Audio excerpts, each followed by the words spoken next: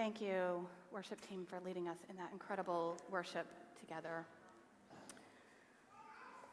So, another important aspect, I should say, of the church is that we serve together. 1 Peter 4:10 says this: "Each of you should use whatever gift you have received to serve others as faithful stewards of God's grace."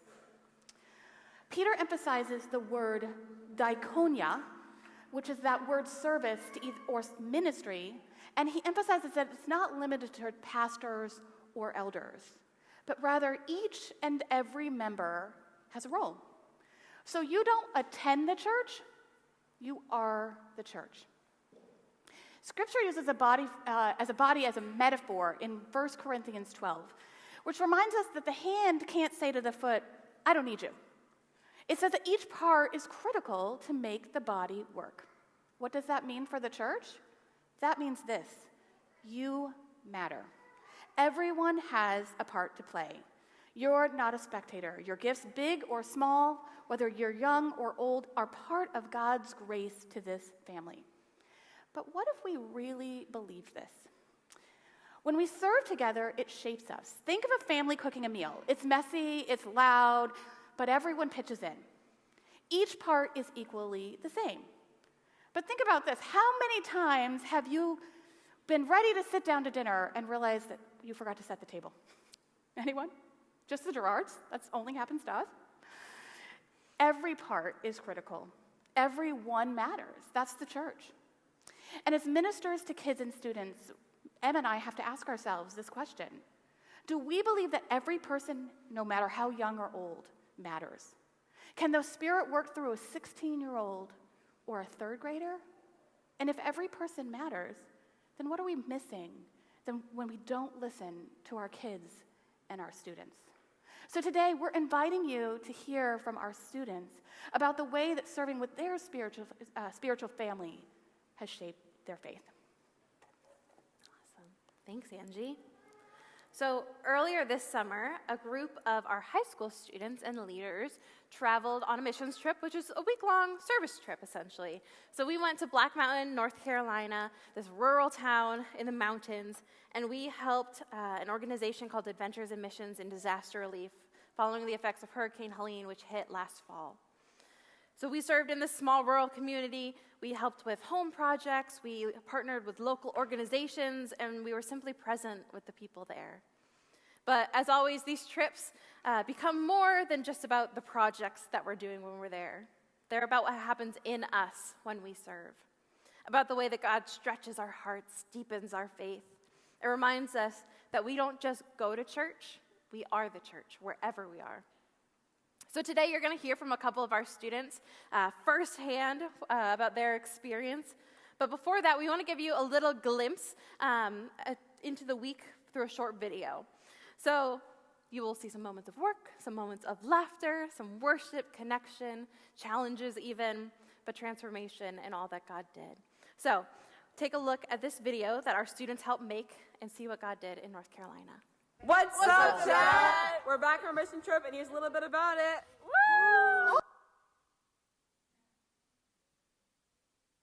Woo! It was pretty long, but it wasn't as bad as I thought it was going to be, especially because we had the gifts from the Faith Kids.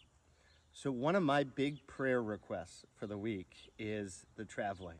A 15-hour van ride is a long time.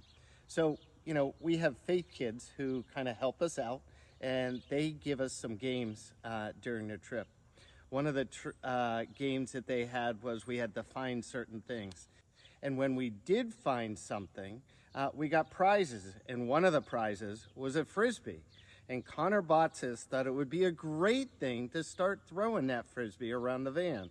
So that entertained the kids for a little while.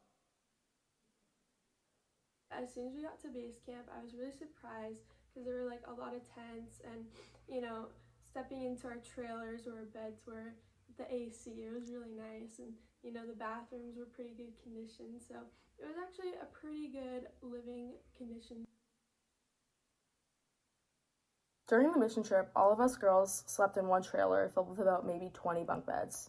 And even though it felt tight sometimes and maybe a little cramped, It was such an amazing way to bond with all the other girls, especially at night when we would come together to talk about our day or just chat or do our devos together or read a bedtime story before we went to sleep.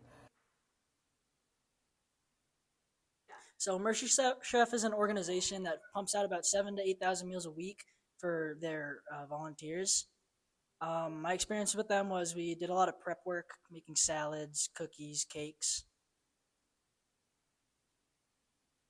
So Conics is where Adventure Missions holds all their tools and supplies, and me and a couple of the people were able to distribute all the supplies. So I worked at Dudley's house with a few other people, and we did drywall and mudding, and one of the days he came to talk to us about his story and how the hurricane affected him, and it was really emotional and inspired a sense of purpose in our work. For the first day, we were insulating under the house because during the hurricane, her house, the insulation underneath was knocked over. So we were completely replacing that. And then day 2, we were putting a border around her house and cleaning up the border. And then we were able to talk with Mary, pray over her a bit. We helped her weed out her garden, and we put down some new mulch. We were also pulling insulation out of the foundation or the underside because it all had gotten rotten or whatever. So pulled that out and pulled all the stakes out. My God moment was breaking through my anxiety and overcoming the homesickness by enjoying the time I spent in Black Mountain with my friends while we worshiped Jesus and provided hurricane relief to those in need. I felt God moving not only in me, but through everyone around me with their radiant smiles, patience, and glowing personalities. My biggest takeaway from North Carolina is that even when you're struggling, God always has a plan. When we went down there, those people had gone through a hurricane, and their lives were uprooted and their homes were destroyed, yet they still found ways to be grateful, and I found that really inspiring, and that was honestly a God moment for me, that God uses hardships. When we were on the work site, my group saw actually 3 baby bears and a mama cub. So cute. Got some of the leaders to wake up early with us to do a local hiking trail, and I thought that was really nice to see the local area and everything.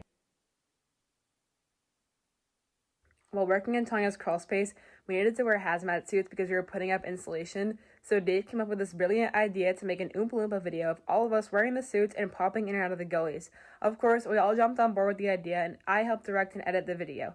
We ended up winning the video contest that Adventures and Missions had for the week, and we got some awesome God is Good shirts. So this is my second trip as a leader, and what has made me want to do this as a leader was really the experience that I had when I was a high schooler. I had my parents as leaders, and that was really cool, but I also had young youth leaders that leaned in and made it fun to be as part of these mission trips. And so it's mattered to me to be a resource for these kids that they can go to and ask questions that isn't that far removed from high school, even though it gets further and further every day. You see the impact that these kids can have on one another when they're growing with each other in faith and battling life's tough challenges, and that's why these trips are amazing.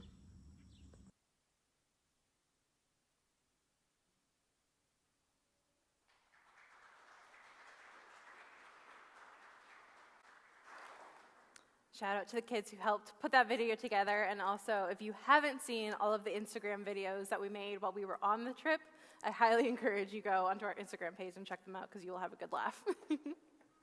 But it's amazing to see how much can happen in just 1 week. How God uses ordinary moments, conversations, even challenges to do something lasting. And while the video gives you a pretty good glimpse at the experience that we had, there's also something impactful about hearing that experience firsthand. So I asked a couple of our students to share a bit about what the trip meant to them, how they saw God at work, what they took home from the trip, from their experience. So we're going to hear from Annabelle and Corbin this morning. So can we welcome them up?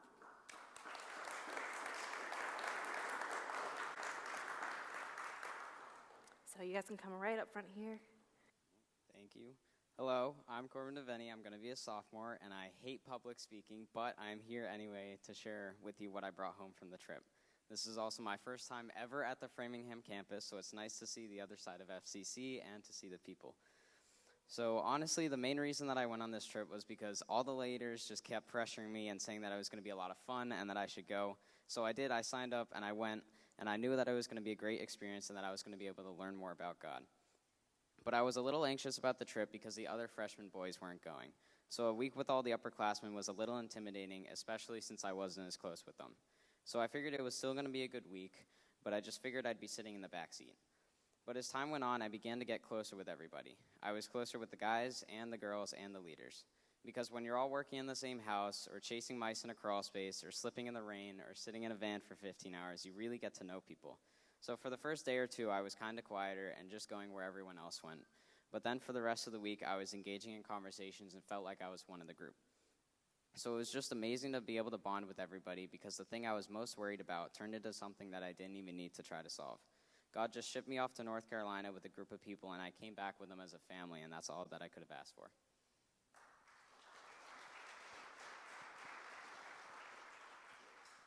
Hello, my name is Annabelle Lynch. I'm about to be a college freshman this summer. I went on my first and sadly only mission trip. Here's how it went.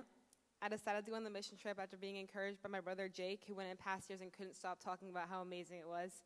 And between him and the leaders telling me I had to go, I finally decided to say yes. But more than that, I saw an opportunity to make a difference, step out of my comfort zone, grow closer to God, and make some amazing memories, which is exactly what this trip was. The whole week was filled with fun, laughter, and community. We got to spend a lot of time together, whether that was walking around town and getting ice cream, singing and worshiping together, or getting way too competitive over cards in the common area. Some of the best times, though, were at the work sites. My sister Cadence and I got to work side by side putting up installation, and my work group had some really meaningful conversations together. We also had a lot of laughs, even at Dave's extremely corny jokes. One moment that really stuck with me was when my group had just finished pulling installation out of a previously flooded crawl space, and we were picking up the scraps, which honestly seemed to take even longer than taking the installation out itself. But there's one point where instead of complaining, we were all just singing along to the song Waymaker together. And I think that moment really reflected who we were as a group the whole week, just joyfully serving even during the hard parts. And at the end of each day, we'd all come together in a circle and share stories from our different work sites, and it seemed like everyone shared that same heart and attitude. I definitely saw God at work in the way we all came together as a team and also as friends growing in faith. We built real and lasting connections, and I think it was our shared faith that really helped us stay strong and focused on the bigger picture, which was serving the community. It was so amazing to see how much of an impact we made, and the smiles on the homeowners' faces were honestly the most rewarding part. This experience has changed my perspective. Once I got back home, it made me realize how quickly things can change. A lot of people there in North Carolina, they didn't even have flood insurance, so they didn't expect a flood to be coming, and just seeing the destruction in their homes and communities, it really opened my eyes to how quickly things can change, and we shouldn't take anything for granted. This experience has also helped me to trust God more deeply, even when life is uncertain. In the middle of so much destruction, we saw God bring together people from the community at a restaurant called Blunt Pretzels. During the power outage, they had the only working fridge on their side of town, and they used it to store food from other restaurants and local families and cook hundreds of meals for the people of Black Mountain. And it was that generosity that brought the whole community together, and it brought us together, too, as a group of students just wanting to serve. God taught me so much on this trip, especially not to be afraid to step out of my comfort zone. In the past, I've always felt like mission trips weren't for me, but now I wish I could go back and go on every single one. The friendships, impact, and memories we made were so worth it. Thank you.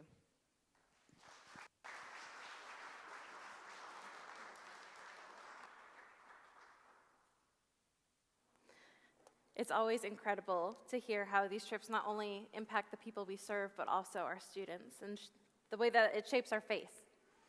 One moment that stuck out to me was a night where we had a really big thunderstorm roll through. It was loud, there was heavy rain, there was even some flooding at the site we were staying at, and for us it was a short disruption. But as Christine and I were listening as the rain pounded on the tent, we couldn't help but think about what it might be like for people who had experienced the hurricane to relive a heavy rainstorm. So we paused and we spent some time praying for peace, for healing, for anyone who might be living in fear in that moment. And the next day, we actually were able to go downtown and talk to some local store owners who told us how unsettling that rainstorm had been. It was a reminder that even long after the headlines may fade, the effects of a disaster linger, both physically and emotionally. That night was a reminder for me why we were there, to show up for people, to carry their stories, to pray, to listen, and to love them the way that Jesus would. And even beyond what happens in our own lives, the trip was also part of something much bigger. I want to give you a little bit of context about the real tangible impact that this kind of service has on a broader community. So the disaster relief part of Adventures in Missions is called Adventures Relief, and they use a really thoughtful system to track the work that is done through them. Each project is logged through an app that lets team members upload photos, progress reports, notes from previous teams, and even track the amount of hours that are worked on each site. And this isn't just for good record keeping. It actually matters for disaster relief at a county and a national level. FEMA requires an hour-based tracking system to calculate the amount of work that's completed in an area. So get this, every volunteer hour is valued at $33. So that means that every time one of our students swung a hammer, painted a wall, or even just cleaned up a site, it had financial value. Since Hurricane Helene hit about 9 months ago, the Better Together Cooperative, which Adventures Relief is a part of, has done over $2.8 million worth of work, all through volunteers. 90 homes have been completed, which averages to about $30,000 of labor per house. It's remarkable. So not only was this trip a moment of spiritual growth for our students, it was also a chance to be part of something tangible, something that truly helped people rebuild their lives. It was an incredible experience. We could stand up here all day telling you stories from the trip, just about how God worked. But I want to take a second to thank our wonderful volunteers, those who didn't even go on the trip, but who are praying for us. Shout out to Mrs. O'Keefe at our Hopkinton campus. She put a ton of snacks and goodies together for our really long van rides. And I want to take a second to thank the volunteers who went on the trip. We had Christine, Dave, Andrew, and James, and Paul. They all sacrificed a week of their time to serve with our students, and they are a huge reason why the trip was as remarkable as it was. So thank you guys. And of course, we're grateful for all of you guys, for those of you who prayed for us, who were generous with your time in helping us prepare for the trip, and those who are generous in donating by picking up an envelope at our fundraiser, getting your car washed, buying a plant, supporting our individual students. You guys made this experience possible, and we are so, so grateful. So thank you for allowing us to do this. Oh, what an incredible trip that must have been. Thank you for sharing with us, Emma. Thanks, Annabelle and Corbin, for being courageous and getting up and speaking. Thank you guys for the video. This is my second time hearing this report back, but I didn't get to see the video, so I had to try to guess who was talking from behind stage. So I was right for most of them, actually. It's also heartwarming to me to see that the tradition of coercing kids into coming on missions trip is alive and well. Still works. But yeah, we're so grateful for you guys and the work that you did. Thanks for leading us. And it just shows how powerful serving together can be for your faith, especially in the context of your spiritual family. So Acts 2:44, yep, she's on it, says all the believers were together and had everything in common. Another important aspect of being God's intention for the church is that we celebrate together and that we celebrate one another. The word used here for together means fellowship or partnership, sharing deeply in life. This isn't like a surface level friendship, this is shared life. This kind of community doesn't just happen. It requires showing up, it requires vulnerability, and it means celebrating and grieving together. Romans 12:15 puts it this way: rejoice with those who rejoice, mourn with those who mourn. And Romans 12:10, a little bit earlier in the same chapter, says, be devoted to one another in love. The Greek translation here for love is actually a family love. Some translations say be devoted to one another in brotherly love, to try to communicate that familia love. It's the affection that exists between siblings. That's the kind of bond that the church is called to have. Just last year, we lived a lot of life together here at Faith and Community Church, both Framingham and Hopkinton. This service is called, you might have seen, Missions and Milestones. And milestones are pieces of faith or markers in our faith among kids and students that happen throughout the year. Milestones that mark courage, that mark celebration, and that mark overcoming. Things like baptisms and baby dedications and missions trips. And it's your generous contributions that allows us to do everything that we do. So we've been celebrating milestones all year long. So if you'll turn your attention to the screen, let's look at a few milestones that we've celebrated since our last Missions and Milestones service.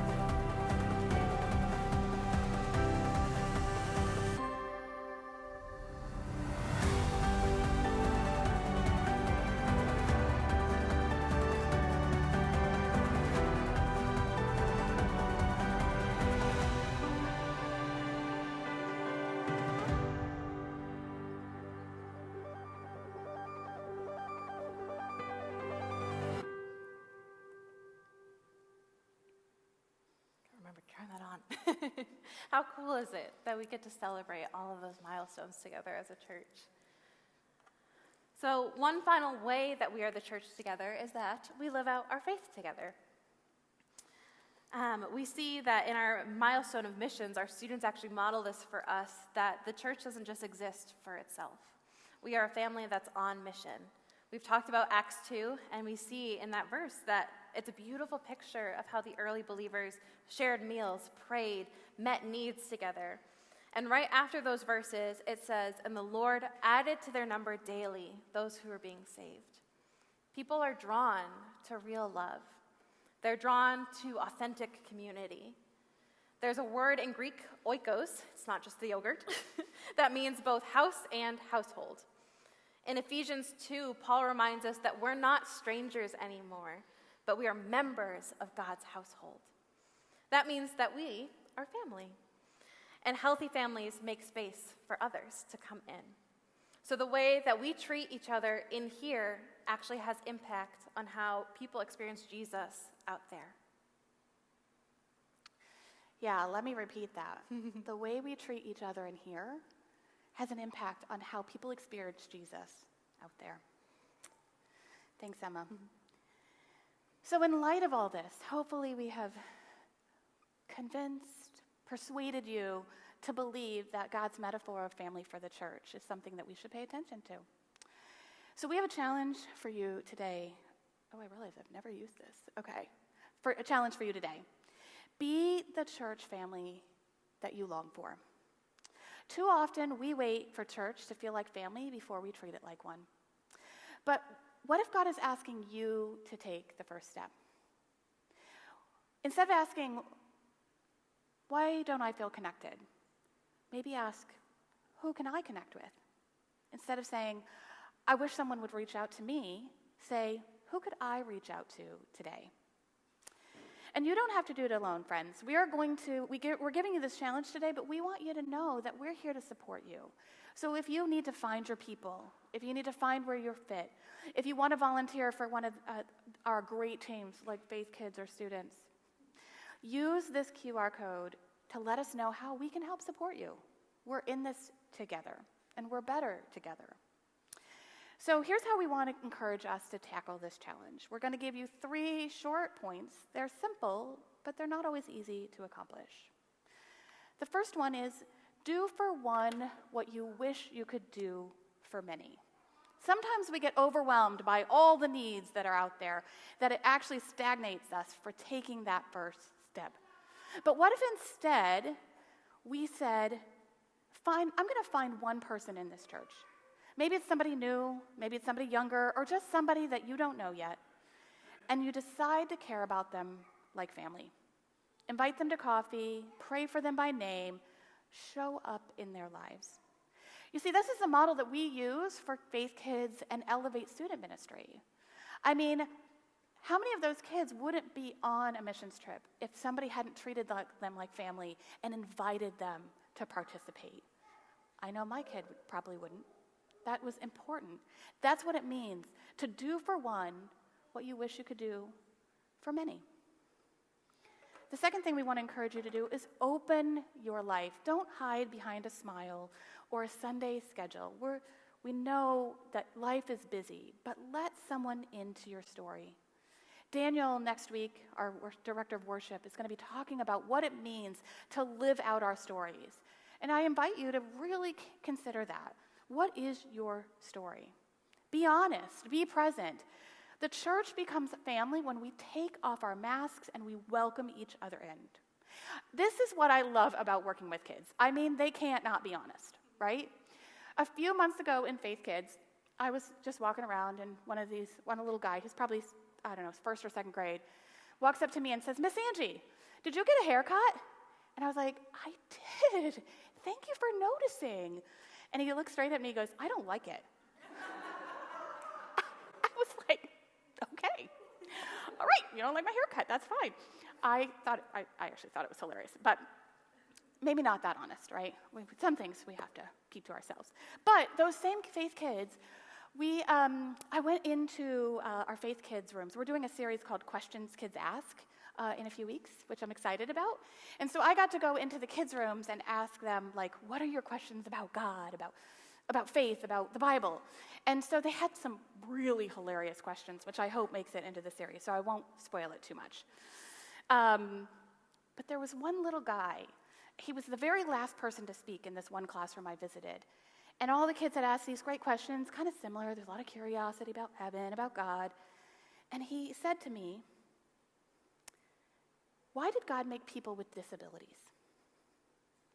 What if we put our guard down and we wrestled with the real questions that we face in our day-to-day life?" I'm so thankful for this young man's honesty about his questions about God and what he's wrestling with.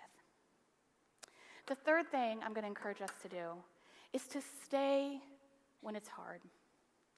If we're going to talk about the metaphor of family, we have to talk about when it gets hard, right? Any of you are part of family? I know I am. Every family, every relationship has moments of messiness. Someone's going to disappoint you, and you're going to disappoint someone. To be clear, I'm not talking about abuse here. Abusive relationships or communities should never be tolerated. But what I am talking about is that deep grit that we need to have sometimes to persevere in relationships. It's a grit that, frankly, I've learned from hiking. I don't know if any of you are hikers like me, but I love to sign up for a hike, and then I get about halfway through, and I think, what on earth have I done? It's hard. I want to quit. I'm sweating. I'm breathing hard. Usually I'm alone because everybody's dusted me. I like to slow and steady, right? And I get halfway through, and I just think, nobody would know if I didn't finish this. I could go back down. I mean, we live in the day of cell phones. I could text my family on top of the mountain and say, "I'll meet you at the bottom." But something keeps me going. And every time I get to that summit, and I look around and I see the beautiful view, I think the same thing. I'm glad I didn't miss this.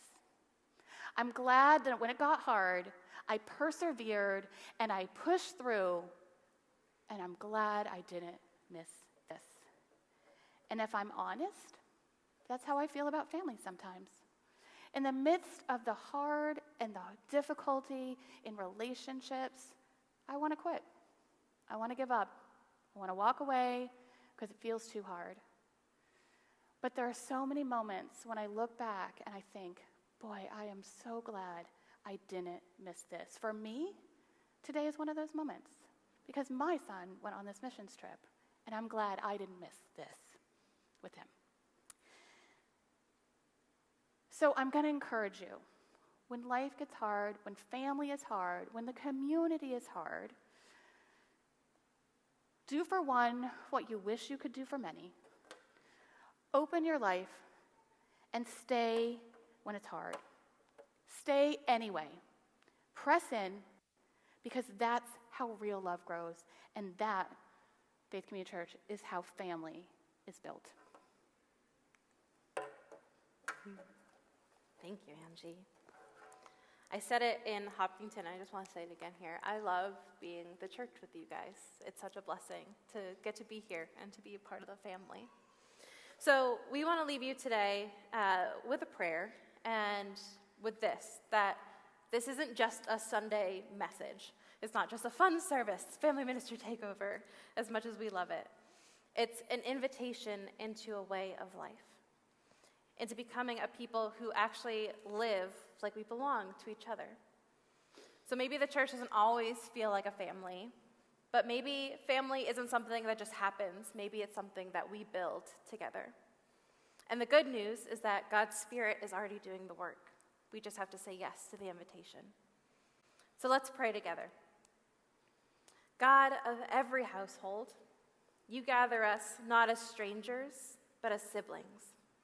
Not as perfect people, but as people being shaped by love, by grace, and by one another.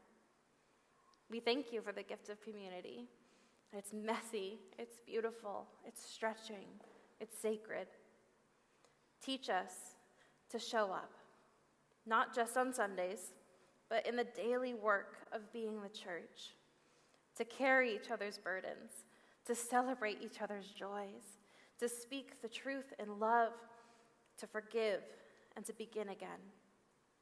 May we be a family that makes space for the newcomer, for the lonely, for the hurting, for the searching.